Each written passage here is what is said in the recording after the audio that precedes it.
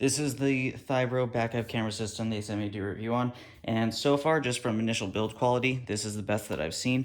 Cool thing about this is it's a magnetic plate and it has a foam or rubberized coating on the back, so it's not going to scratch up. Plus, if you got like a fiberglass or a wooden trailer RV, it has a metal plate that you can screw onto it, and this will just pop right onto it. Then we have the monitor. This is one of the nicest monitors that I've seen so far.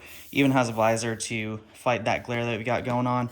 Plus we have our 12-volt cigarette lighter style push button. We have one for a USB, and you don't need to use this if you don't want to, but it does come with adhesive backing for it. You can also use this suction cup, which will mount on the back right here.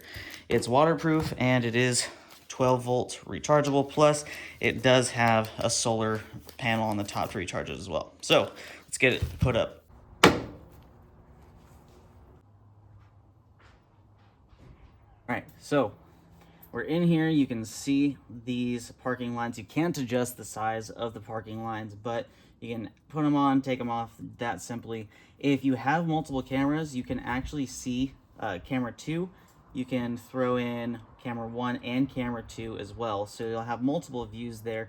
But this is a really nice clear picture, and it's really cool that everything is customizable to you. So because of that swiveling head on the camera, I'm able to adjust it and see it all pretty well. But this is in a shaded area and you still get that really clear. Plus it does have a light sensor on the camera itself, so it'll automatically switch it to the night mode setting if you are parking at night. So if you need to get yourself a backup camera for your RV, for your trailer, or whatever you need, then this will set you up right.